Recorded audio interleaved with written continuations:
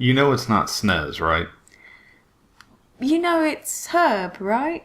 I'm just saying, like, even if you were to do the horrible thing of not calling it an SNES or a Super Nintendo, it's SNES. Or a NES as well. Because NES. Don't remind me. I hate people who say that. Listen, I'm just saying, even if you wanted to do that, even if you wanted to commit such an atrocity, it's not SNES, it'd be SNES. Because there's no Z at the end. But then why isn't her? Why is That's not the point. That's not the point. That at least is an H. What I'm saying is they're taking what should be an S and replacing it with a Z. They're trying to make it hip, and it sounds horrible. I will still always throw the Herb in your face. That's. I understand that's like a go-to. At least I'm replacing a letter. I'm not completely ignoring the fact that it exists. Fair enough. Thank you. All right, so we want to talk about our collection today, right? We're going to actually talk about the games that we own. Mostly your collection. And a little bit, we're not talking about the hobby itself as much, though I'm sure that'll come up a little bit. But we're going to be talking about the games that we own and, kind of what we like in our collection. We're going to go console by console. And we're going to talk a little bit about what we like in our collection, a couple of games, and why we're glad we have those. Now, those don't necessarily mean that those are like the most expensive games in our collection. It doesn't mean that it's the rarest. It doesn't mean that they're even hard to find, per se. We each have our own reasons for being really glad to have those in our collections. And also, I guess I should say, like, that doesn't necessarily mean it's like a mainstay in the collection. Like, for me, obviously, I couldn't own a Nintendo and not have a copy of Super Mario Bros. 3 and Punch-Out and Teenage Mutant Ninja Turtles 2. Those are games that I'd have to have. Yeah. But there's other ones that I was really glad I got. And so this will make a little bit more sense like as we're kind of going through it. And like I said, we're going to go console by console. But we usually start this podcast by me asking you some nonsensical question or whatever. And today I want to know if you could own any one arcade cabinet, which game would it be? Let's say we had the room, because we don't have the room. But let's say we had the room. What one arcade cabinet would you want to own? I like to... Well, I'm trying to recall the games that I used to play in the arcade, and it was usually Tekken. Tekken 1 or 2? 2. 2, yeah. Tekken See, 2. I played a lot of Tekken 2 in the arcade. Daytona. Oh, I think I mostly played like the Cruise. Like I did play that, but I played like the Cruisin' series. Do you remember those? Like Cruisin' USA. It's similar. And sorry, I've got the theme stuck in my head now. Oh goodness, Daytona. Oh my god. Anyway, do we have an answer? Do you want to hear my answer when you think about it? Yeah, go on. Okay, so for me, I actually used to own an arcade. My brother actually got me, he worked at a place, and when everything was kind of splitting up, he was able to get one of the arcade cabinets out of there, and that was 1942. It's the, shmup. Yeah. It's like World War II, whatever. I don't, I haven't played that game in so long. I do own that on the NES now, but the NES and the arcade versions are very different, and I haven't played that in a long time. But I used to have that in my room, and I would sit with that. But I think the one, if I could get one now, it would either be the Simpsons arcade game or Turtles in Time. Yeah, both good choices. I don't recall if I played them too much in the arcade, but I just had a kind of flashback then of, when you mentioned about the arcade version versus the NES version. Thank you. You're welcome. I just like saw your face and I'm like, yeah, I'll just say it the proper way. Good. Be proper. So then like I was thinking back to like Ghouls and Ghosts and Parasol Stars and Rodland and all that kind of stuff, because I know that they were in the arcade. Oh, you introduced me to Rodland. Yeah. Cool. So but then I got to thinking what my brother has, because he's got a cabinet, but like he's got like a main. He's got a main cabinet. Right. Yeah. And his is Robotron, but I think I would like Dragon's Lair. Because I never got to play it in the arcade in its like full glory, and waste like 25 pence. See, I didn't know that. You know, we've talked about this for you in a while, and how you got good at that game and you played it a lot. But I thought you would at least played it a couple of times in the arcade. No, well, it was like arcade wise. It was before my time. No, that's a good point. That's a very good point. Now that I think about that, see, I didn't know if like maybe that was one that was kind of a leftover that you found somewhere. I don't know, but that's a good answer. Okay, we have a lot to go through, so we're gonna jump right into these. And as you just said, we'll start with the NES, or the Nintendo Entertainment System. Mm-hmm. And for me, these are two games that I worked really hard to get in a couple of ways. Like, as in, just kind of as the thing is, like, most of these games I'm talking about are not games I just ordered off eBay or something like that. I either worked with another collector or with someone to acquire them, or we actually went out and found them. But both of these, in this case, I didn't snatch them up at the first time I saw them. I waited until I got a good deal, and I waited until I got good copies of both, because for different reasons which I'm about to go over, they were ones I wanted to have a good working and good looking copy of. And I'll start with Darkwing Duck. And the reason is because Darkwing Duck, my love of the television show. Yeah. The cartoon was amazing. It was a big part of my childhood. It's an amazing theme song. Great fun. I didn't play much. I'm sorry. Let me take that back. I didn't see much of this game until after high school. Like, I knew they had made one for the NES, but I never saw it. I never saw it. And when I first was exposed to the game, I actually first played the TurboGrafx 16 version. Oh, wow. At a friend's house. And it was not good. Like, I didn't like it. But somebody told me, after learning about this, they're like, hey, you need to try the NES version. So years later almost, I finally find a good copy of it. I get a decent deal on it, enough to where I feel confident in buying it. And I got it, and it's much better. It's a Capcom game. It uses the Mega Man 5 engine. I did a review on it if you want to go read it. It's honestly, it's a fun, challenging game, and it's not so brutal that it's just one you're going to rage at, but you're going to spend some time on this one. And it's set up kind of like a Mega Man game in a lot of ways, and it felt very familiar in going into it.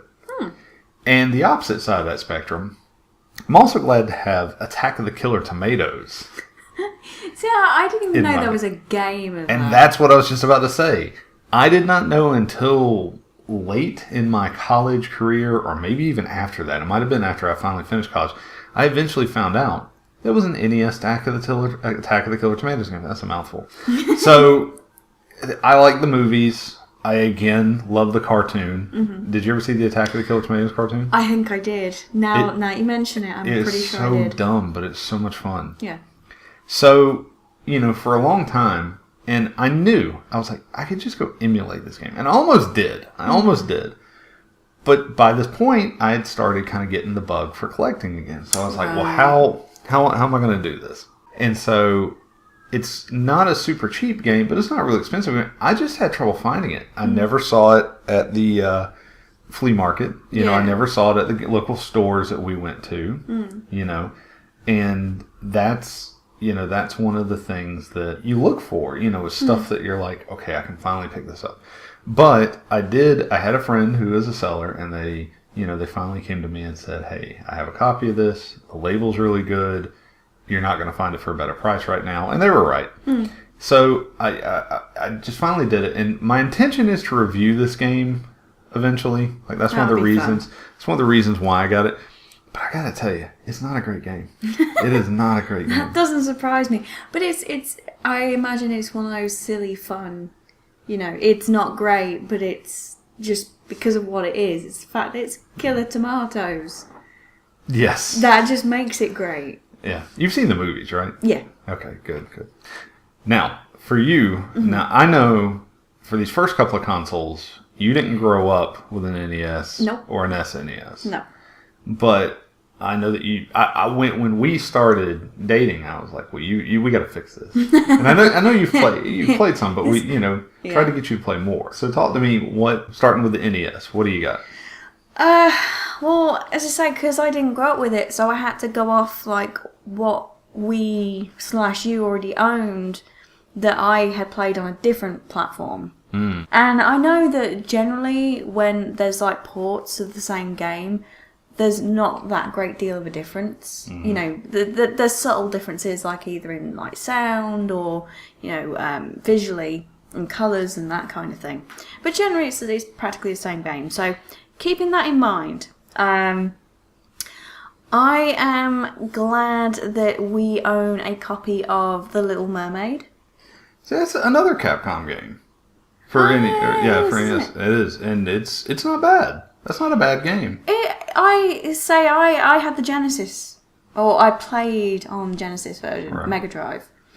And I think Genesis is a better name. So again, it's what I'm going off, and I don't know if the ports are the same gameplay. We'll have to play that soon. Arcade Android and I actually had a long talk about this game, about that. Oh, okay. Because it's good. Yeah, for me, The Little Mermaid was like my reason for wanting to become a mermaid. Really? Yes. So the movie is what gave you your love of mermaids. Ariel, the whole thing, like The Little Mermaid, was my favourite Disney movie at the time. Okay, all right. So that's why it's kind of like, oh, it's so good to see it. A bit giddy. You get the what? Giddy. Like, ooh. I thought you said wiggity. No. I don't know what you're saying. All right, so what's your other one? You might be surprised at this. Ninja Gaiden. Okay, a little. And the reason being is because, yes, I never played it or heard of it until I met you, really. Right. But which you've still never beaten this game. I've still never... I will get to that. Don't you worry. There's plenty of games I've still not beaten, and that is one of them. But, even though you introduced it to me in a way with a challenge of beat this and I'll get you a PS4, which you never did, which I never did, and you've never gotten your PS4, and it's a challenge, and it's something that I want to push myself, and I think because isn't the main character, I want to say it's Ryu Hayabusa, isn't it? Well, I think it's Hayabusa, but yes. Yeah.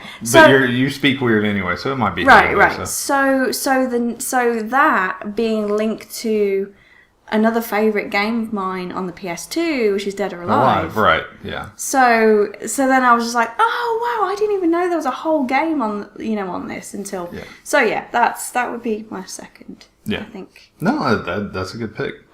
So what we want to talk about also before we leave behind the NES is we want to talk about, since this is discussing our collection, we want to talk about a game that we each want for the collection.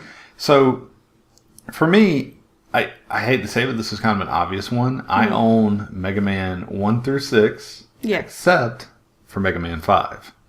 So you don't own 1 through 6 then? I own 1, 2, 3, 4, and 6. My point is, if I get 5, since you're splitting hairs, I'll have the whole NES collection. Yeah, that would be awesome. And then I'll eventually have to bite the bullet and pay the horrible asking prices for some of the Super Nintendo Mega Man games, but we'll get to that. Mega Man. But mostly, I want Mega Man 5 because I enjoy all the Mega Man games. 6 is probably the one I've played the least. You know. I haven't until last year when I played the Capcom collection on PS Now, I think it was. Oh yeah. It was like a Mega Man collection or something, and that was the first time I ever played a Mega Man game. Yeah, and you're right. It's not like I don't own this game on other. I own both versions of the Mega Man collection. It's not the same, though. Yeah, it's not the same. I really do want to. In this case, I don't collect just to have a full set. Like, I'll never go for a full NES library. But there's a part of me that really just wants, that I just want that. And I played so much of these games as a kid. I rented the Mega Man 3 I own 3, but I rented 4 and 5 several times, I know. The days of renting games. Yeah, we'll talk about that a little more too. But what about you? What is the one thing you really want? I mean, there's like 3 that I could think of, but one of them purely for my nostalgia and not just for collection purposes, is Bubble Bobble 2. Okay, that's kind of an expensive one from what I remember. I know. All right, so why Bubble Bobble 2? Because I really like the Bubble Bobble series, like Rainbow Islands, Parasol Stars, Sure. Bubble Bobble. I had a lot of fun with the first one as a kid. My cousin and I used to play it a lot. Yeah, we used to play it a lot because, again, I had the Amiga version. And that music is stuck in your head. It really does. Now, wait, was the second one on Amiga? Yeah, because Bubble Bobble 2 is... Wait, I'm thinking of Rainbow Islands 2. Hang on. Parasol Stars is the sequel to Rainbow Islands.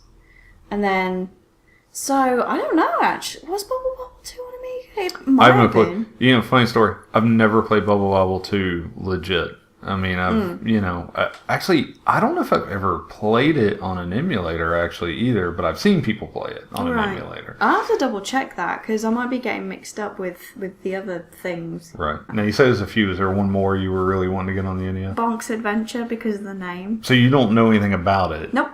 Okay. I have no idea about the whole NES library. Sure. No, that's fine. That's fine. You know. So, Bonk's Adventure is fun. I do think the TurboGrafx 16 version, which is where I believe it originated from, is better. Yeah. But having that's one we don't own, and having that on the NES, I think, would be really good. Mm-hmm. All right, so let's move on to Super Nintendo. Yeah.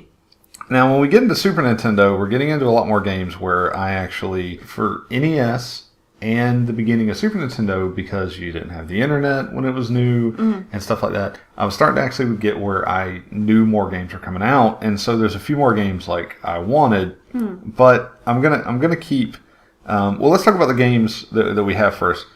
So this is going to be a little bit sappy, but Chrono Trigger. Yeah. I've played Chrono Trigger as a kid. I've never beaten Chrono Trigger. I've always said that's one game I'm going to sit back down and I'm going to play all the way through and I'm going to beat. And I know everybody is probably, like, how have you not beaten that? But the truth is, Chrono Trigger is kind of long, and if you're a kid, like, sometimes it's kind of hard to figure out what to do, especially pre-internet and all that. And I don't know why I just haven't.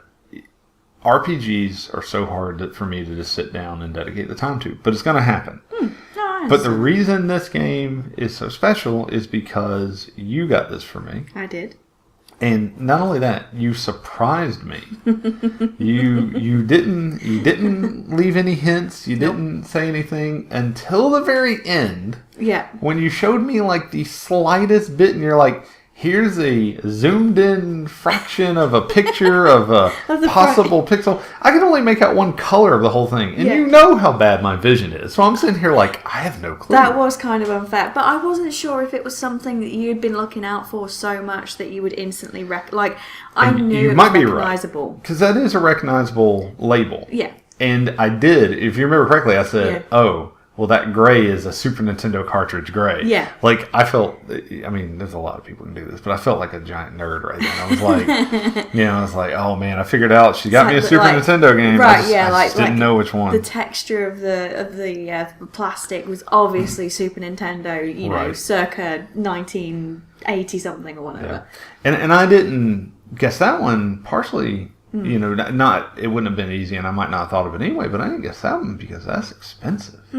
That's still, I've seen them for $90, but a lot of times, especially if you go by eBay prices, you can see them for $120, $140, something like that. Bear in mind, this is just the cartridge; it's not boxed, unfortunately. I would love to get. I know you're not really much of a complete in box collector, but games like that. Oh, sure. If I could get a... I would have loved to have been able to, A, afford it, and B, get hold of it. And I appreciate that. The other one, I actually have a tie here, and that's because there were two games that I got both of them at cool times. Like one, Mega Man X, I got for my birthday, and Donkey Kong Country, I got for Christmas that year it came out.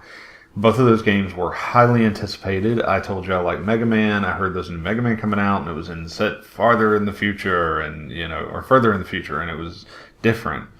And I remember seeing an ad for it, and I thought the cover just looked amazing. I was like, I'm there. And then Donkey Kong Country had that awesome VHS tape that came with it to advertise it and everything, and the hype was real.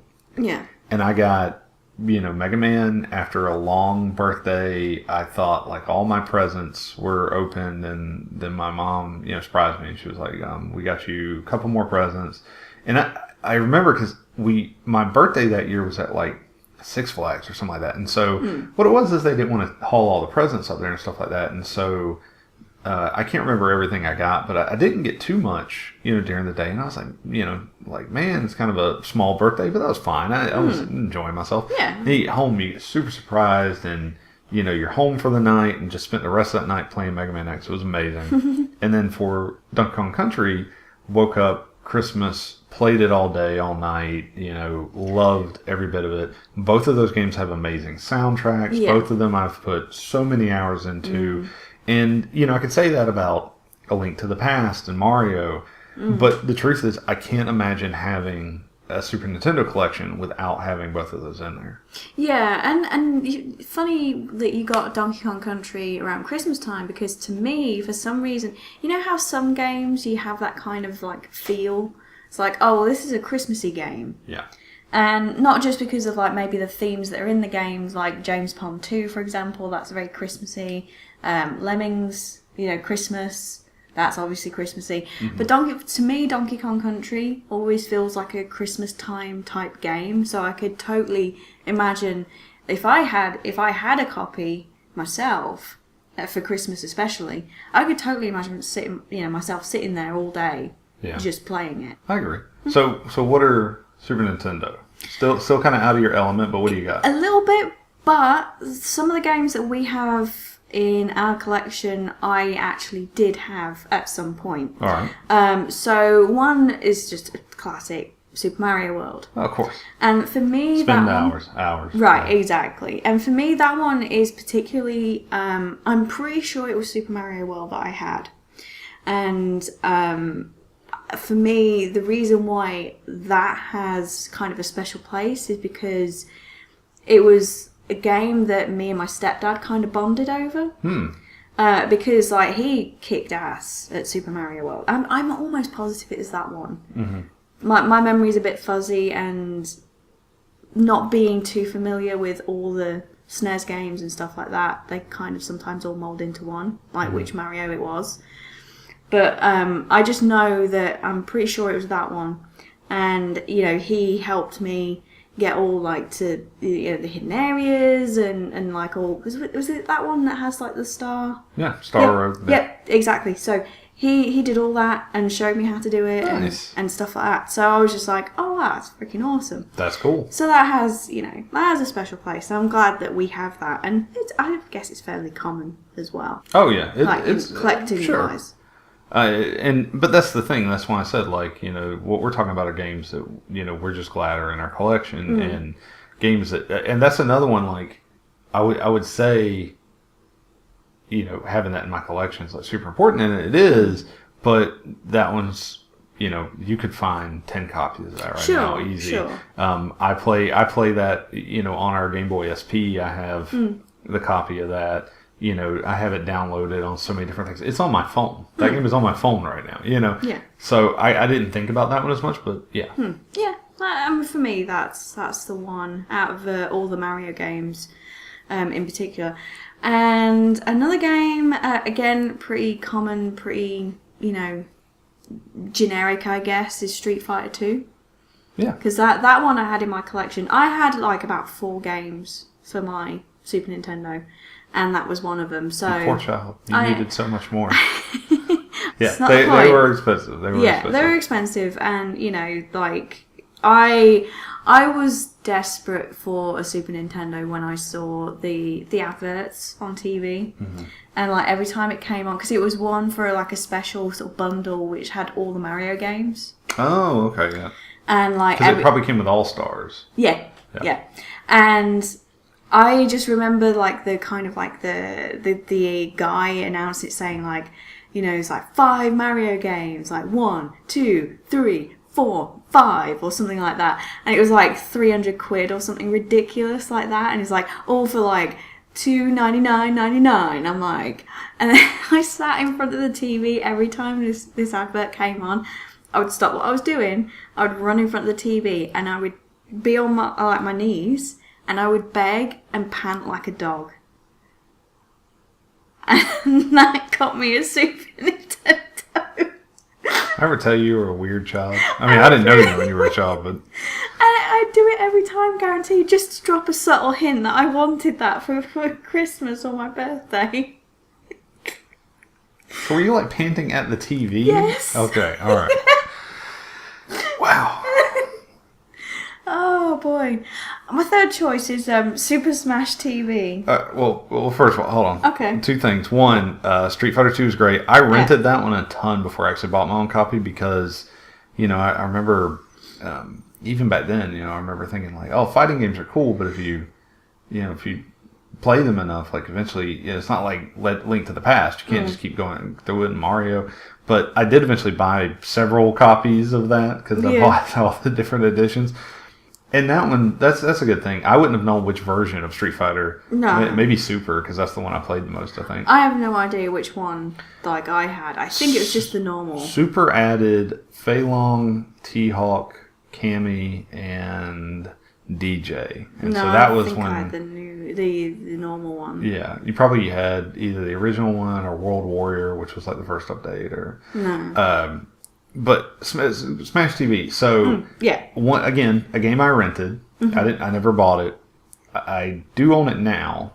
Yeah. However, what the memory I have tied with this the most is I used to listen to audiobooks because my vision being so bad, and so as a kid, I'd have a cassette player and I'd set an audiobook and I would play either Mario or Smash TV. That's awesome. Because those were games I could play and I could just zone out. I could listen to the book and not have to really pay too much attention to the game I was playing. So I always, whenever I think of Smash TV, I think of either putting on music or an audiobook and just listen to that. But why did you have it on here? Because out of a lot of ports, I thought, one, I'd kind of pick up an obscure one because I had Smash TV again on the Amiga. Amiga. Yeah. So I honestly, out of our collection, I just kind of picked a random one. Thought, that's something different. No, that's a good one. Say that one. Why have we not played that one multiplayer? We need to make that happen. We haven't played a lot of multiplayer games that we should, or co-op. We need to. All right. We do. So for games that we want in our collection for the Super Nintendo, mine was obvious. There was no other thing. Back when I'm talking about, I wasn't even collecting yet. I had just a friend of ours, was like, "Hey, you should get this," and I did. I picked up Super Nintendo. I wanted to start collecting again. I think the first game I rebought was Mortal Kombat 2. But we spent a weekend doing some game hunting, going around to pawn shops and stuff like that. And we go to this one pawn shop, and the guy has Mega Man X, and he has Sunset Riders. And he's like, if you buy both of them, I'll give them both to you for $25. Now here's the thing. I hadn't started collecting again. I didn't know what good prices were for these games. And I knew I had seen Mega Man X for less, at different places. I didn't know it was still kind of slowly on the rise.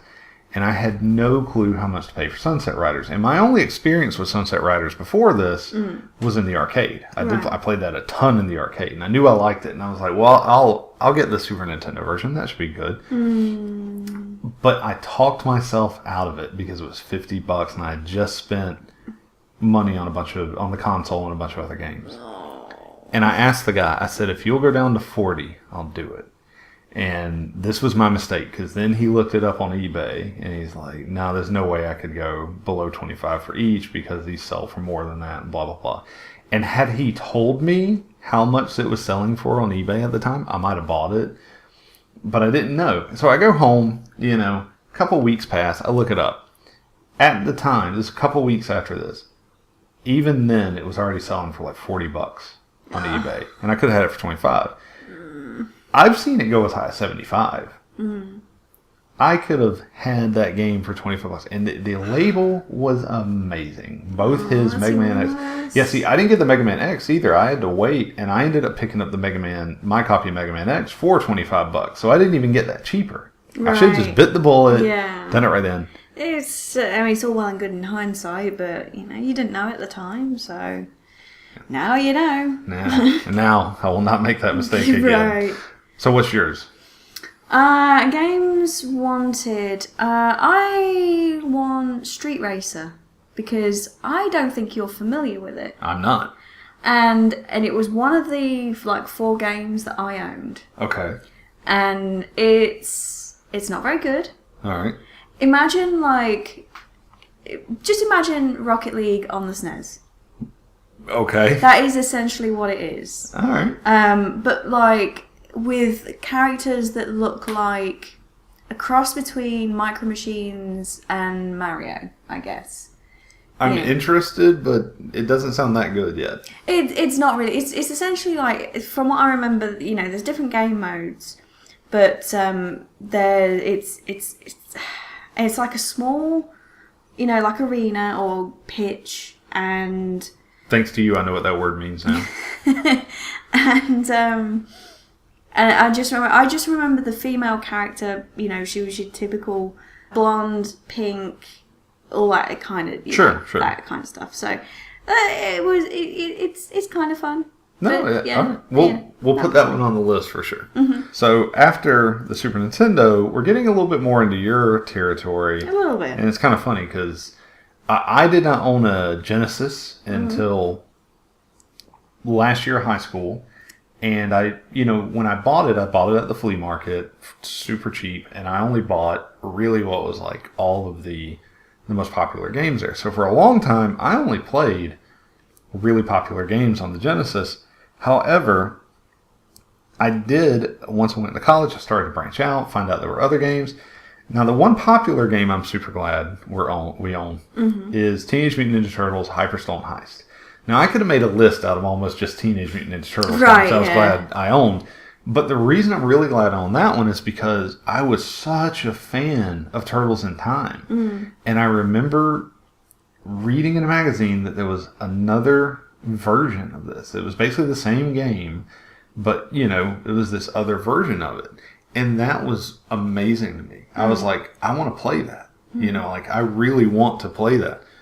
And so I did. Eventually, I just emulated it, and I beat the game, and, whatever.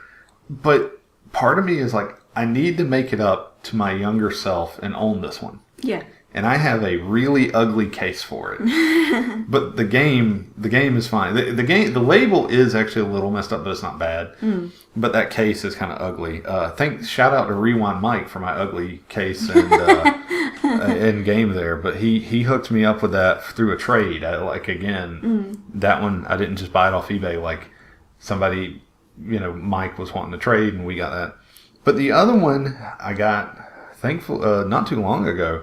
And thankfully, again, through kind of the same ways, talking to someone, and they were wanting to get rid of it, and I got Gargoyles. Mm. Now, another great cartoon show. Yes. I realized how many of these games, as a kid, I love. It was because of the TV show or cartoon show or the movie. And Gargoyles is so hard. I don't know if you've played it. I've not. You need to play it at some point, and I want to see if you can do better than I can at that. I doubt it. I mean, if it didn't exist on the Amiga, to me, it probably didn't exist at all.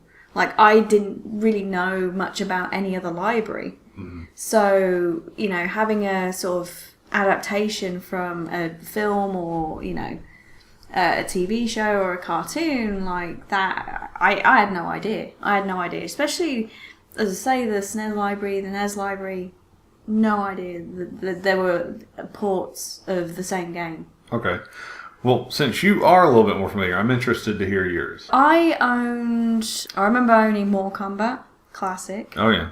And everybody always, the other day, we were hanging out with Dwight, I think, and he was like, oh, the Genesis Mortal Kombat 2 had blood. That's not the reason to sell a system, but okay, I get it. No, I can't even remember, Or it's Mortal Kombat 1, sorry. 2 had blood for both versions, I think. Yeah, I think so. I can't even remember, what made me want to get a Mega Drive at the time. It might have been Sonic. I don't even know. I just remember I got the Mega Drive first. And I think Mortal Kombat was the main, there was 3 games that came with it. Mortal Kombat was one of them. Okay. As a real quick side note also, you played a lot of games on the Sega Master System. Yeah. Now, we don't own one of those. Is No. that something you want to pick up eventually? Would you like to pick up a Master System? It kind of is tempting, Yeah. actually. If I was going to collect anything from my past, I would be more inclined for an Amiga. See, I always heard that collecting scene was really tough. I suspect it is because floppy disks are extremely difficult to maintain. I don't know if you really want to mess with that. But. Well, that's the thing. It's probably a lot more trouble and money than it's worth. Right. But it would be nice to see the discs again. But yeah, I think Master System would be something console wise, because that really was the only other. And I always I didn't know that Sonic is on the Master System, but apparently it's like. It came out after the Genesis version. It was something like that. It was a weird production thing. I just remember vaguely remember playing a Sonic game on the Master System. Now my memory could be completely wrong, but I'm almost positive. Yeah, something I'd have to look up. But I remember reading something like that. So what are your other Genesis titles? Aladdin. Oh, of course. Aladdin. You and I have had this debate about which one's better, the Super Nintendo one or the Genesis one, and I'm glad that you swallowed your pride and admitted that I was right. But when did I do You don't remember that? No. Listen, we all know the SNES version of Aladdin is better. I haven't played the SNES version to judge, so You need to. no, I don't. I really don't. Thanks. It's okay to be wrong. Well, Aladdin, I have played a little bit of the Genesis version, and almost everyone, of course, comments. Well, you get a sword. Well, that doesn't mean the game's better. No, that doesn't. I mean, it's just another mechanic that because I think there's something in the SNES version that I wasn't aware of, and as I mentioned earlier, there's always subtle differences between ports. Like it's not a major one, but Aladdin, I spent many a times raging at that. So you're glad we own it so you can rage more? Yeah, well, it's just, again, it's the kind of memory of accomplishing something and beating it because it was so difficult. Right. Or at least the end stage. I still really struggle with the end stage now. I get that. Having recently played it, I think like last year I played it. It was recently. I remember you playing it. Yeah. All right, anything else? Out of This World, or Another World, as it's I was about to say, it has another name, yeah. And again, this is another, Amiga memory rather than actual, Genesis / Mega Drive, but I don't think there's much difference with that one. So, although I haven't played it, it's just kind of like that. If I can't have my Amiga collection, then I've got to have it through a different system. Another game that scared me when I was a kid. No, I totally get it. I actually played that game, I think, first on PC. Oh, I didn't even know there was a PC port. There was some port, because I'm pretty sure I played that one first at a neighbor's house. I'm pretty sure I played it on a computer.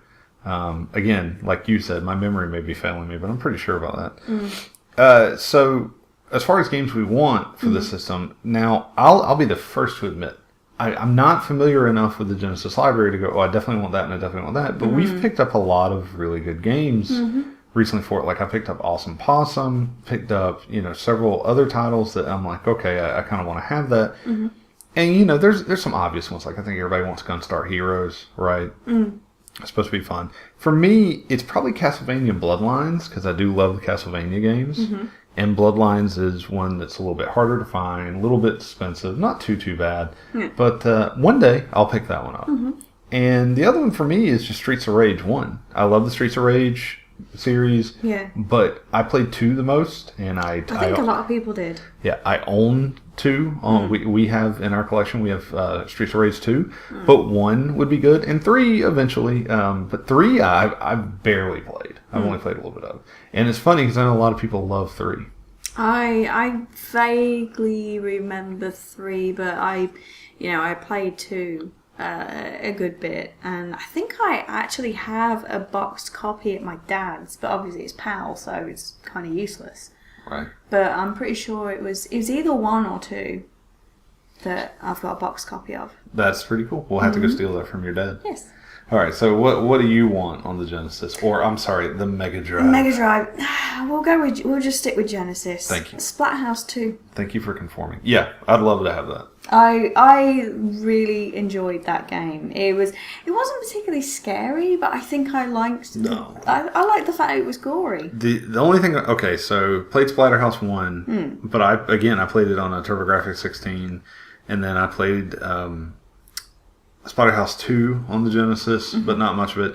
And I always wanted to do more, and I always loved the idea behind that story until J Reviews did where he went through the story of all 3 games. His name drops though. Yeah, no, it's not intentional, but no. But he did a video where he's J Reviews is the name of his channel, and he did a video where he talked about the story of all 3 Splatterhouses, and it really gets convoluted and doesn't make much sense at the end. But which is sad, but it's a fun game. Yeah, and I'd love to have that one. Yeah, and I like the fact that to me, it was kind of like it was a difficult platformer, but it was kind of a cross between Altered Beast and I don't know, it's just some and I guess Mortal Kombat in the sense of how like gory it is. And, it had that same tone, right? Yeah, the same kind of like dark tone for and for like a console that would be aimed more for like kids and like teenagers or whatever. I was like, oh, okay, that's something.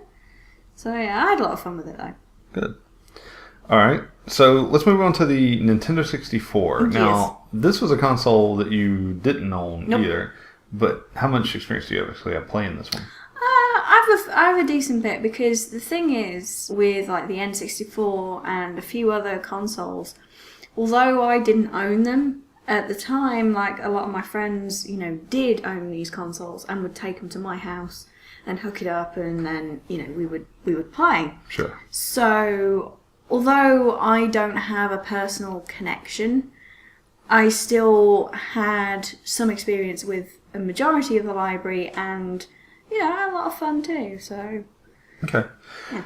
So for me, this is going to be really short because my first one, not to do another name drop, but I just got a copy of it not that long ago, and that's Hybrid Heaven.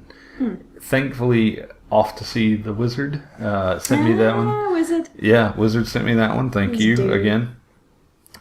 He's a lovely fellow. But he sent me that one, and it's. I just remember hearing about that one forever when I was younger. And I remember like I was going to rent it one weekend, and like the Blockbuster or somebody didn't have it. And so I've literally only played the intro, and it's on my stack of 2-beat games, and it's pretty high on the stack, so I will get to it before long, but that's one I don't have much else to say about it because I haven't actually played it yet. The one that I really want to point out, like Mario 64 is probably my favorite game ever, so right? I'm glad I have that one. There's a few others. Everybody loves GoldenEye. That's like the best multiplayer game. It's probably the multiplayer game, if you don't count MMOs, I put the most hours of my life into, especially when I was younger. But for me, the one that I wanted to point out here is it took me a little bit to find it out in the wild, but I did. I found it out at Smiley's, and I got a copy of Duke Nukem 64. Nice. Yeah. And so Duke Nukem 64, I love because once you play through it once, and you realize it's a ton of fun, and it's 3D, it's the shooter, it's just, I don't know, I really loved it. And I would just blast some music in the background, put on some Metallica, or put on, whatever I was listening to when I was that age, and just run through and kill stuff. Yeah. And save some girls, and just say some awesome one-liners. And God, I realize how antiquated and out-of-date Duke Nukem is when you replay one of those games, but I love it. It's so cheesy and bad. It is great, yeah. But that's one game I'm really glad I have for my N64. The other honorable mention would be Jet Force Gemini. Yeah, but again, it's on my stack. Yeah. It's by Rare. I believe it's a game by Rare. I think so. And I just never played it, and everybody else always swears it's a great game. So what about you for the N64? Well, funny you should mention Duke Nukem, because to kind of tie along with that, I like the fact that you got Hexen on the N64.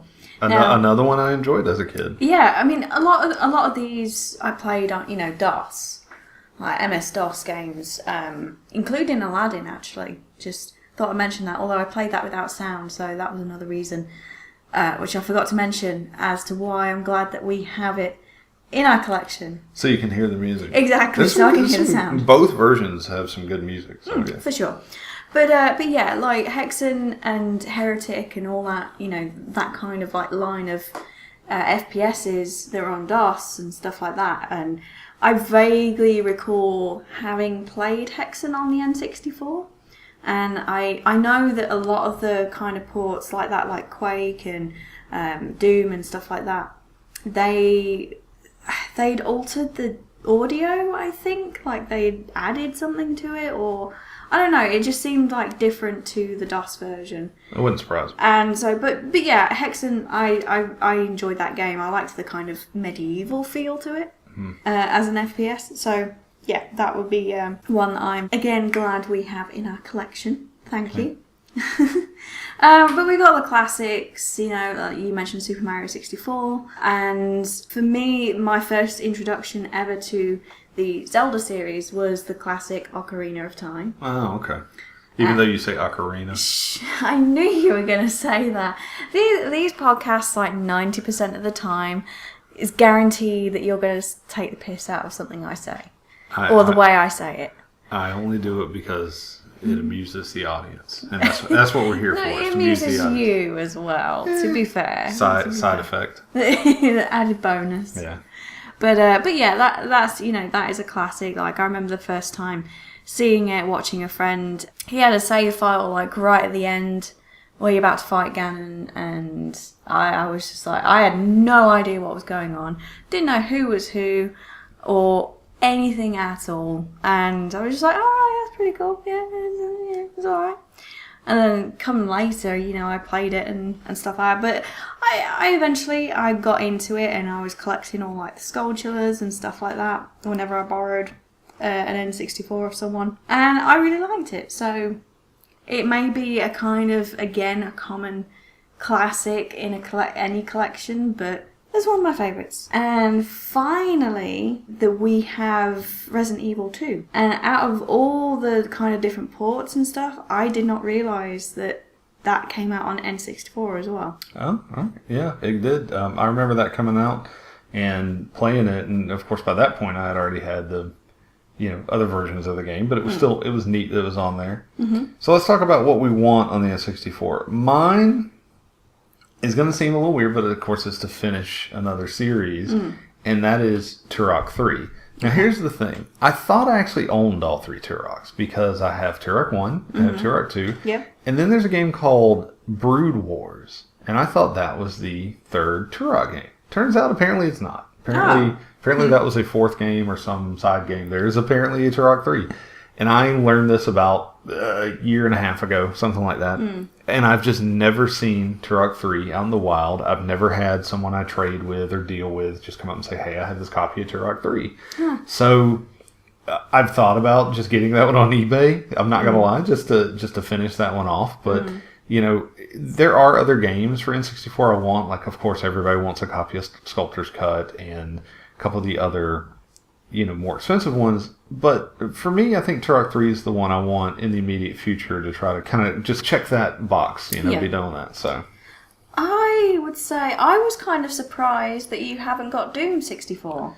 Out of all the, you know, Duke Nukem, Hexen, Quake, out of all your collection, I did not see Doom anywhere in that. And it will be on. I finally got Doom for the Super Nintendo, because I played that one a lot as a kid. And I played Doom 64 as a kid, too. And I think I rented that one. I don't think I actually ever owned that one as a kid. I think I rented that one because, you know, I'd played a bunch of Doom, and I didn't think that was much different. But it's a good version of Doom. Yeah, see, I don't... I think I might have played actually on the N64, but I didn't play the SNES one. Yeah. So for me, it was DOS and N64 that I'd ever, you know, and to lie, PS1 as well. Those were the only like versions of Doom I've ever played. But yeah, so I'm a little bit surprised that we don't have that yet. Yeah. I don't know how common it is. I don't know how expensive it is, but that is definitely one that I would like to get hold of in the future if we do see it. Right. At a decent price. But another one, again, I'm kind of surprised, which I didn't play when I was younger, and it's one of those games I know so much about it through what everybody else says and does, is Conker's Bad Fur Day. Right, of course. And it just seems like right up my alley as games go. So I'm kind of surprised that I haven't, got around to playing it or trying it or seeing much of it, but only through the power of now the internet and, live streams. That's the only way I've really ever seen anything of it. Sure. Okay, no, that's good. Conker's almost made my list, too. That was almost my pick there. But okay. I have played it, through the Xbox version. So I eventually would like to get a hold of that one. So we're not going to talk about this one very long since I can't, or handhelds, and I'm just lumping all those together. We have several different, we had a working Game Gear. We need to get another one. I know, you're so sad. I'm sorry. But we have a 2DS, and we have, the SP and several older Game Boys. And I'm not going to say much on those, except that I was glad I finally got to play Mario 64 DS. Yeah. However, it was still very hard for me to see, so I downloaded it on the Wii U, so at least I can play it that way. But that's an amazing game. There are a bunch of Zelda games that I'm going to use the Super Nintendo, how you can, the Super Game Boy. Oh, yeah. I'm going to eventually use that, or the one for the GameCube, and play, like, the Minish Cap and Link's Awakening. Everybody says those are, like, very important Zelda games. I just need to play those. The only game I really want off of there is the Punisher. It's a Punisher game called Punisher: The Ultimate Payback, and that's just because I love the NES one. I love the Punisher. I was going to say, yeah. But the NES Punisher game, for what it was, it seems crappy now, but like for what it was back then, I loved it. I thought it was amazing. I remember playing a lot of that one. But for you, as someone who plays a lot more handhelds, can you kind of briefly tell me about the games you really enjoy that we have on there?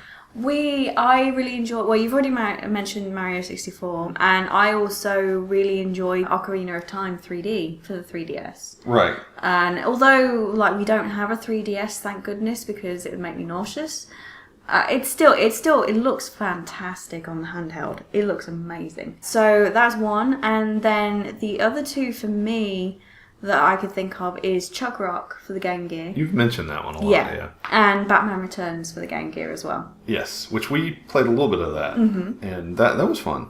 It's so difficult, but there's two Game Gear games there. I could have made it a hat trick if I wanted to, really, but I thought I'd mix it up a bit. And Chuck Rock has a lot of memories for me. Again, Amiga, but I also did own it for the Game Gear. When I screamed for one, and it's a horrible story. I still feel guilty to this day how I got my Game Gear, but I know that Mum has forgiven me. When I last talked about this on a video previously, I still can't help but feel bad. I played the spoilt brat card, to the extreme. And we were out in London, and we weren't, I don't even remember what we were doing, but we went through a sort of a known electrical, kind of goods music store. I think it was HMV at the time. And I saw this Game Gear, I saw the Sega logo and everything. I was just like, and then I thought, and then me and my sister went outside, but my mum stayed in. And so I had somehow planted it in my head that they were going to buy the Game Gear for me and surprise me with it. And then when they came out with nothing, I cried my eyes out. I was screaming. I'm not even kidding. I was horrible. And then eventually they buckled, and you were a bad child. I was horrible. I was spoiled. I was so spoiled. Talking Maybe I'm glad I didn't know youngest kid syndrome to the max. Yeah. I'm sorry, Mum. I still feel bad to this day.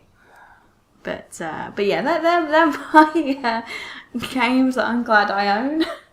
And moving on, are there any that you really want for handheld consoles? Yeah, the two Tomb Raider games, which I know they're pretty bad, but I actually have a copy of one or both of them.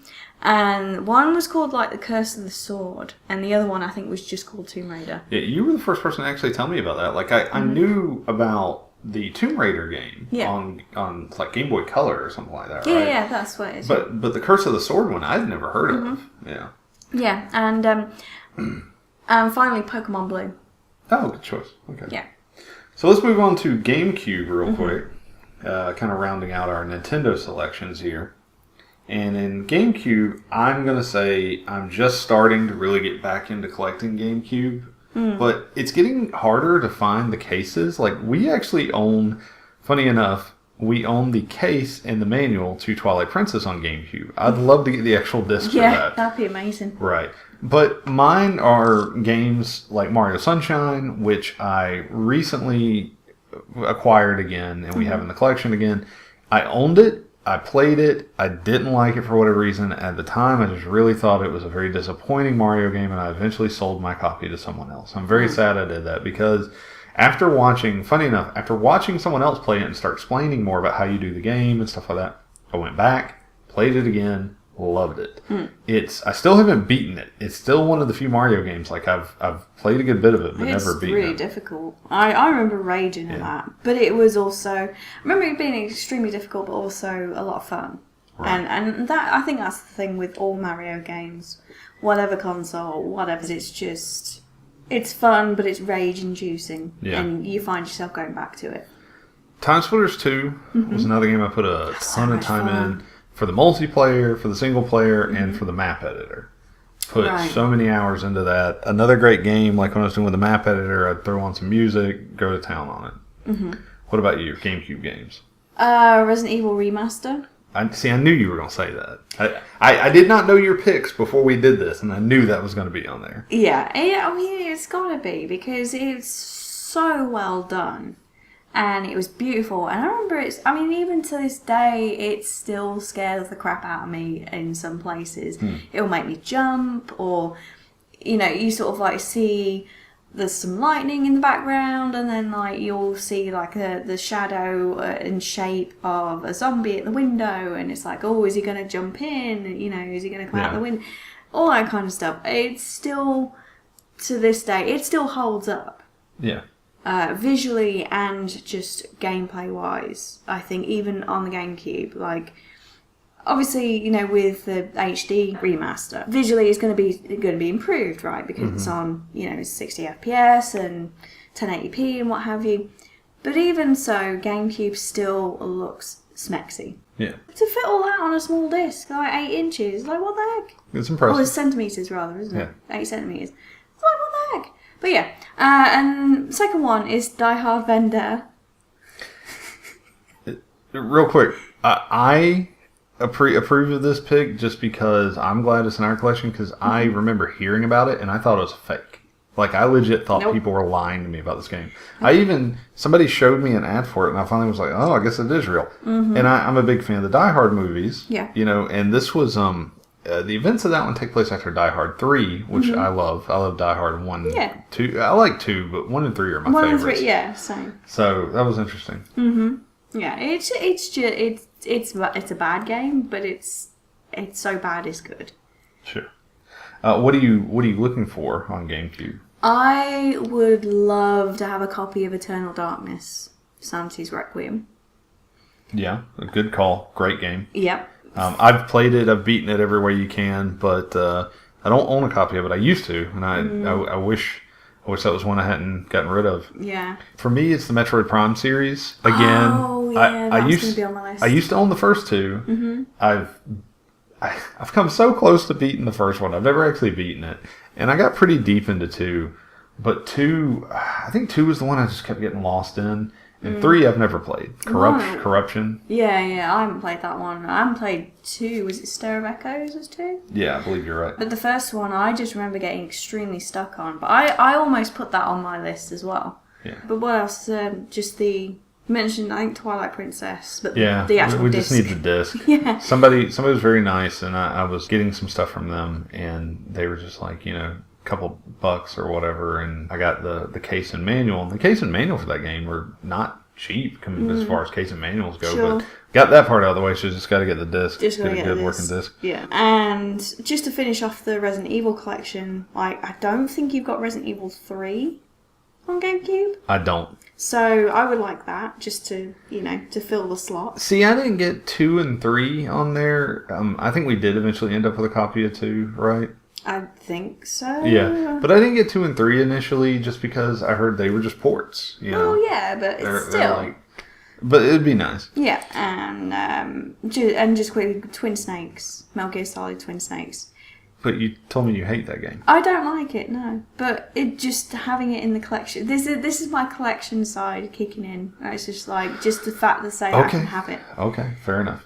All right, real quick. So to finish off with Nintendo, we do own several Wii and Wii U games, but we didn't really go through those very much. Yeah. And honestly, a lot of our stuff that we want for the Wii and Wii U are really similar. Yeah. Speaking of finishing off Resident Evil, I know we both want a copy of Dark Side Chronicles. Yep. And you want Donkey Kong Country, which I want to play. Mm-hmm. And I want Donkey Kong Tropical Freeze. I would also love a copy of Hyrule Warriors. All right, so moving on, we didn't talk about the Dreamcast collection because we really need to work on our Dreamcast collection. Yeah, it is pretty bare, to be honest. Yeah, and what we want to talk about next real quick is PlayStation, something you and I both know a good bit about. I've got to be honest, so I had a lot to choose from here because we have some good PlayStation 1 games. Yeah. Mega Man X4 is definitely on the list. I'm so glad we have that. You got me Castlevania Symphony of the Night for my birthday. Yeah. Yes, and that was awesome. And we have the Resident Evil long box, Resident Evil 1 in the long box. And I love that it's the long box. Unfortunately, it's damaged. I didn't realize when I bought it from the pawn shop, I didn't realize the damage on the bottom. But it's still neat because...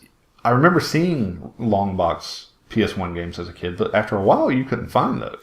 I didn't even know they were a thing. I always thought it was just the normal, Yeah. disc. And that's why they're so hard to find out. And we actually own 3 Resident Evil long boxes, but 2 of them are really badly damaged. So maybe that's one reason why they quit doing the long boxes. Yeah, it's probably just because they're easier to damage then. Yeah. But your PS1 like cases are like normal CD cases for the most part, whereas like HAL ones, they're like thicker and they're more like.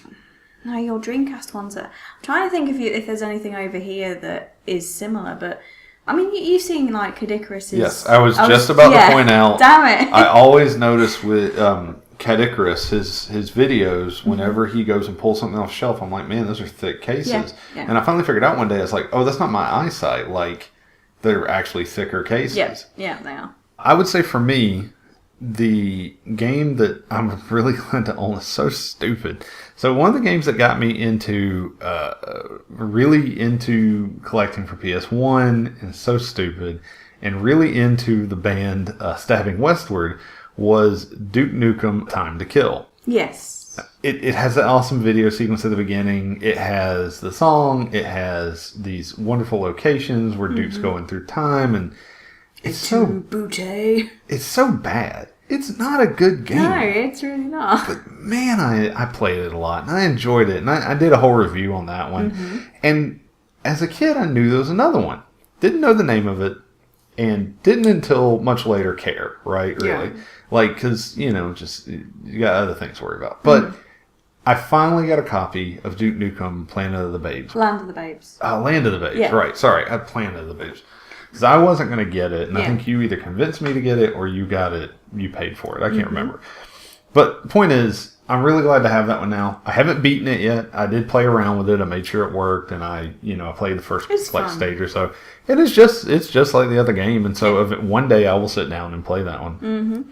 What about you? I like the fact that we've got Parasite Eve 2. And again, that was one. It's funny because I had that in my collection, and this is actually the NTSC version that I had, and I got that off my mum because my PlayStation was chipped, so it could play it. Right. So when she was getting rid of her games, she gave me that, and then lo and behold, I come over here and it's like, oh, by the way, I've got this game. You can add it to your collection if you want. Parasite Eve 2, Metal Gear Solid, long box.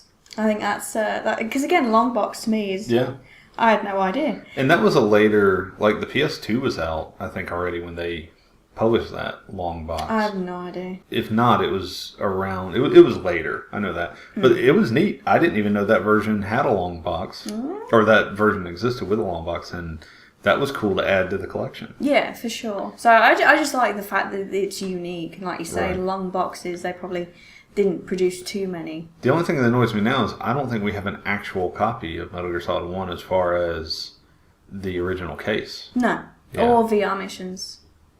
I rented VR missions and did not like it. See, I have that, but again, it's the PAL version. Yeah, so you have the PAL version. all my PAL stuff is pretty much useless. Right. I was going to say Tenchu, but I think I'm going to swap that to Diablo. Oh man, because Tenchu Stealth Assassins It's is... a great game. I love... And I know you like the PS2 one a lot. And that one's good, but the first one... Yeah, I the first one. I put so many hours. Just sitting there waiting patiently. Yeah, learning... Yeah.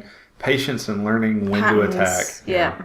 So Diablo, I know you like Diablo, but I've always heard the PS1 version is like one of the worst versions. It may well be, but again, it was kind of like... Because I can't remember if Mum owned a copy or if we just rented it. And I'm pretty sure she owned it. And so, for me, having a copy on the PS1, despite whether it's, a good copy or not, a good, port or not, I had a lot of memories of playing or watching her play it or playing it myself. So I like the fact that we've got that now, finally. And it's expensive too. It's like going up in price.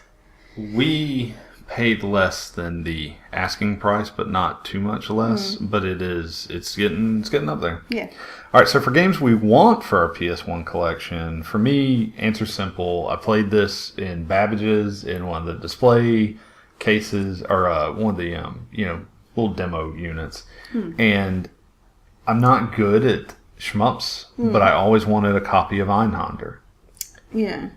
See, I've never heard of it. It's a German word, and I asked Sandwich what it meant, and I knew this like the other day, and I can't remember right now. But the point is, it's a German word, and it's got a really cool setup, and it's just shmup that has some versatility to it. I think it'd be fun for people who are good at those types of games. I like I'm just shmups. not. Yeah. I know. What about you though? I would love a copy of Medieval again. It's one of my favourites. I would actually like that too. And I know that the remasters or the remakes coming out. It's coming out, yeah. And even so, I still want that back in my collection. That's another one I rented. I never owned, but I rented and played. Yeah. It's fun. It's difficult. Camera is horrible, but it's just still. So down your Fortescue. All right. I would also like Alundra. Yeah. Okay. Which may surprise you because you probably haven't really heard me mention it, but no, but I know of the game, and that is I played it once, and again it was a copy. It wasn't I didn't have it. I didn't have it legit, I guess. Anyway, I played it when I was younger, and I got pretty far into it, but I did get stuck. Like, I had no clue what to do. And then something happened to the disc, and it got damaged, and I think it was used as a coaster for a drink. Oh, no. And the worst thing was, it wasn't my copy. Oh, wow. So I kind of had to be like, yeah, I'm sorry this happened. So, yeah, so I would like to get a copy of that again at some point. Did you get the person another copy? No. You horrible person. I'm learning so much about you right now. This is like the worst idea ever. I should not have decided to do podcasts. All right. Let's move on to PlayStation 2. Yeah. So for me, real quick, this one's going to be a little bit quicker for me. Spawn Armageddon, a game I always heard about. The Spawn games, all the previous Spawn games sucked. Well, I take that back. There was one on Dreamcast. I've never played it. I've actually heard it has some redeeming qualities, but the PS1 Spawn game was horrible. Okay. So people told me Spawn Armageddon is 2. I've done a review on it. You should look it up. It's wonderful how the last level has almost no enemies. It's like they got tired of making the game and were just like, we'll just let them walk through this. But I wanted that. I wanted to play it for a long time, and I was like, I should get a copy of that, and I did. We found that one also at a store. No, that was at the flea market. We found that one at the flea market. Ah. Because it was that guy who never goes down on his price. That I just out of principle now. Whatever price he says, I'll say like $2 cheaper. Because I just want to see if he ever actually cuts me any sort of deal. He won't. He never does. Never. All right, anyway. So Leisure Suit Larry... Sorry, what? Leisure Suit Larry. You're saying Suit and Larry, okay, but leisure is wrong. It's Leisure. Leisure Suit. Anyway, the game is called Leisure Suit Larry. God. Leisure Suit Larry, magna cum laude, and that name, it's a funny play on words. But the reason that one holds a special place for me is because, again, I played the original Leisure Suit Larry games. I watched several playthroughs of others. I've always enjoyed the idea of it and stuff like that. It's just funny. It's just dumb fun. But I'm not like a huge fan of point-and-click adventures. I'm actually not a big fan of that genre. I quite like them, actually. They can be good. Don't get me wrong. I'm not usually a huge fan. So someone tells me about a Leisure Suit Larry game that comes out. Leisure? That is not a point-and-click game, but is much more like a traditional like 3D run-around and open kind of space thing. So I'm like, I got to play this. Then I hear about all the... apparently if you can get the British version, like there's tits in the game, right?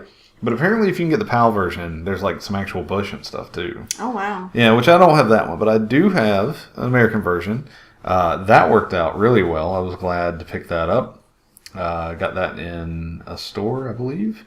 And yeah, I've not beaten it. I don't ever plan to, but occasionally it's a fun game to pull out and just do a couple of the mini games and not get that far. I hear it gets really difficult at the end. I'm seeing the ending, and I hear it gets pretty difficult. I've never played a single Leisure Suit Larry game.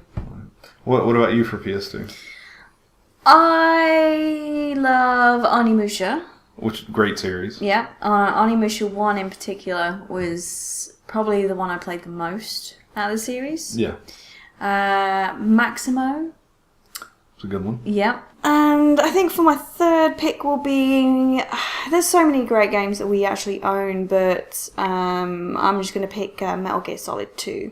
Sons of Liberty. That's always good fun. I mean, it's a Metal Gear game. Right, but don't most people dislike Metal Gear Solid 2? Yeah, most do. And 3, don't get me wrong, 3 is fantastic. But just because I played 2 the most out of 2, 1 and 2 out of the 3. Fair enough. What games do you want for our PS2 collection? I would love Tenchu Wrath of Heaven. I knew you were going to say that. I didn't even look, and I knew you were going to say that. And because I spent hours on that. I spent absolute hours playing that and trying to get Expert Ninja. And 9 times out of 10 I would, because I rocked at that game. Like, that was my jam. Champions of Norath. I always heard that was good. Yep, and Baldur's Gate Dark Alliance, which is very similar. Yeah, it's very similar, yeah. That one I've actually played a little bit of. I love those. I love those kinds of, like, dungeon crawlers, though. So for me, I've always wanted a copy. It's a Square game, or maybe they were Square Enix by this point. But so the first game I ever played on a PS2 ever was a game called The Bouncer. I think that's the first for pretty much everyone. Yeah. I didn't own a PS2 when it was brand new. I don't buy a lot of I don't buy most consoles when they're brand new. No. But that game, a friend brought it over, and I'll admit, you could tell. People start talking about how console jumps get less and less as you go up, and that's true. But that jump from PS1 to PS2, I was awed. It was astounding. What actually sold me on the PS2 was seeing Devil May Cry. That was what I saw it, and I went out and bought a PS2 that next day. Yeah. But the other game that I want, and Bouncer's not hard to find. I just haven't seen it in the wild. I say it's not hard to find. I haven't seen any copies of it. We have. Have we? Have I just missed it? I am almost positive I pointed it out a few times. Maybe you're right, but I need to get that one eventually. And then Rule of Rose is a horrible game, apparently. Yeah. Or at least it's not good for the genre. There's a lot better games in the genre. and it's horribly priced. I looked it up today, and I'm going to tell you why. This is so funny that we're recording this podcast today. I had an offer today from someone on Rule of Rose. Oh, wow, okay. And they were going to give me a pretty good deal on it. But I don't think we can afford it right now. But especially because there's a part of me, this game on eBay, at least last I looked, was selling for $2 to $3.50. Wow. And I cannot just fathom, I don't care how rare it is, paying that price for a game that's not that great. And, I love, the reason I want to play it is because I love the horror genre. Yeah. And I almost thought about it. And I wish I had someone offer me the game for $50 a long time ago. And had I been able to at the time, I did not have the money at the time, I would have probably taken it. Because I knew it was going to keep going up in price. I did not realize it was going to go up this much. And paying $50 for a single game, fine. Paying $150 for a single game? Like, I would love to eventually, we talked about Super Nintendo. I'd love to eventually get, Mega Man X2 and Mega Man X3 and some of those. But those, at least, I would understand dropping $100+ for. Yeah. I wouldn't like it, but I'd understand it. This, no. It's not even supposed to be that good of a horror game. Right, yeah. It's just the kind of reputation it's built that's probably the price, right. Why it's hiking up. Yeah. All right, our last one for today. So we're going to talk about the original Xbox. And just since we're doing name dropping, a lot of my Xbox games I actually got from the Dolly Popka. And he does, of course, a show off of... based on, just looking at the original Xbox library, and he kind of branches out every now and then. But he, several of his Xbox games, he actually, at some point either had doubles of, or, wasn't needing them for whatever reason. And so I got a few games off him. And one of those games I got off him was the Guy game. And most people know this just because it's one of the few what they call the sex games on the Xbox. And there's boobs. It's a trivia game, but if you answer the questions right, the girls take their tops off. Yeah. And the reason that this game is so rare, and it's rare, and it's not even really that expensive. I think it only sells for like $50, if that. But it got pulled off the shelves because they found out that one of the girls lied and she was actually 17. Right. When they filmed. So there's some underage titties in there. And that, I completely get it. And the game's not good either. Like, it's not like it's a good game. But the other two games I am much more proud that I own, other than the Guy game. That's just kind of neat. Silent Hill 4, The Room. That's a good one. People don't like it a lot of times. I think it's just because it's difficult. It's difficult and it's different. And some people are mellowing out on it. I enjoyed it. Yeah. I've still never beaten it. It's a tough game. It's really difficult. But I enjoy it. That's one I'll sit down. And I'm going to throw Hunter the Reckoning in here. I love that game. For two reasons. One, great multiplayer game. Yes. Not the best multiplayer game, but fun multiplayer game. And two, I played Hunter the Reckoning, the pen and paper game, a lot from White Wolf Publishing. It's an RPG, and I love that. All right, what about yours? I like that we've got Blood Rain. And because I don't think we've got it on PS2, although that was the version I played. I think we have it on Xbox and GameCube. Right, yeah. I was going to say, like, this, so for that reason, I love the first Blood Rain game. Yeah. And, because, I was a bit of a emo, like, goth wannabe at one point. No. This coming from the girl who dressed up as Wednesday Addams for Halloween. That wasn't Halloween. That was just a normal day. Oh, that was just a Wednesday. Oh my god. You did not just do that.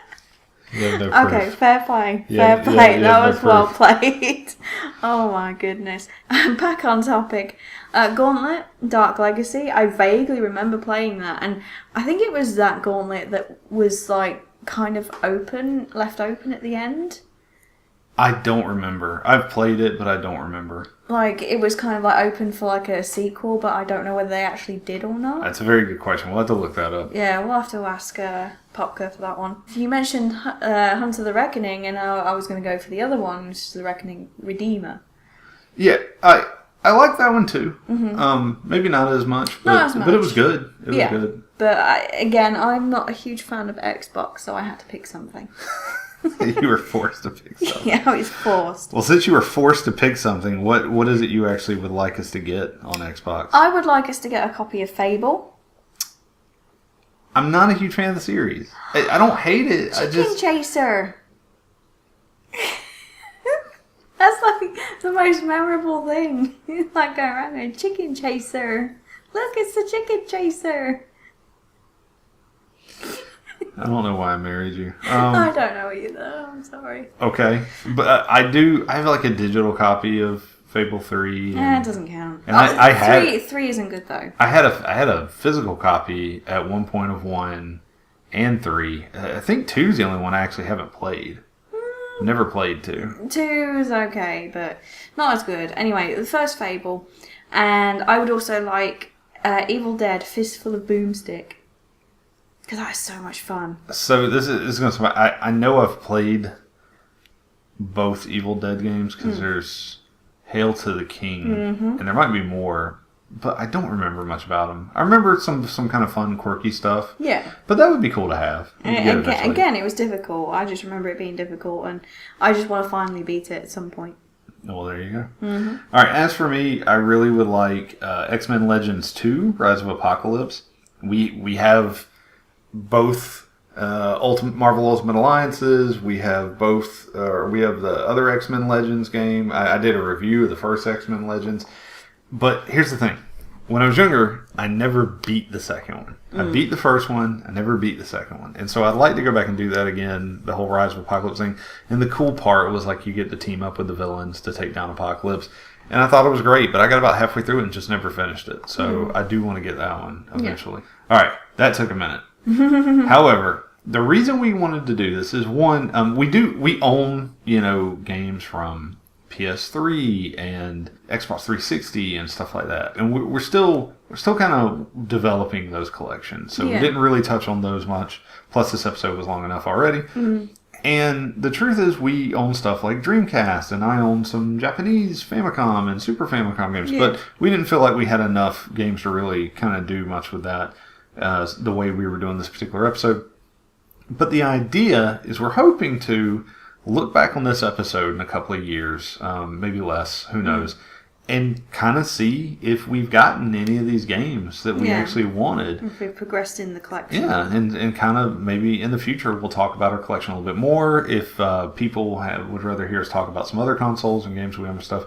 There's stuff I've always said, like, I own a Saturn. I own a Sega Saturn, but I own 3 games for it. The only good game I own for it is the Street Fighter Alpha 2. But, if we ever start collecting more of those, or, if we ever pick up random weird consoles and stuff like that, we'll talk about that more. Like Master System, we eventually get one. Yeah, we'll go full sigh, and we'll get like a 3DO or a Philips CDI. Oh, wow. Yeah, those are not good.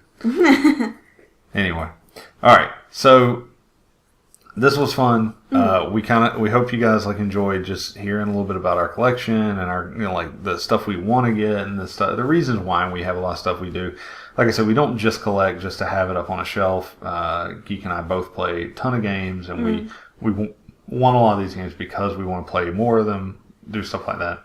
We have the biggest backlogs. Oh goodness, yes. Yeah, it's ridiculous. But in the meantime, if anybody wants to keep up with our collecting exploits, I do post pictures. You don't much, but I recommend Twitter. They can find you on Twitter. They can find me on Twitter. I'll put the links in the description for all of our social mediaings. So if you do fancy giving us a follow, say Stephen, he tends to post the pictures when we have like an update on the collection, which I believe we're waiting on. I usually didn't. I used to not like doing that, but like I just had so many people like would find out I got stuff in from either trades or from going to the flea market, and they'd be like, "Why don't you post pictures of it?" So some people like that. I of course am always looking for new games to add to the collection. So if you want to donate, just slide in our DMs. If we can arrange something. You know what? My joke may have been bad, but I can't believe you said that. Anyway, until next time. Take care.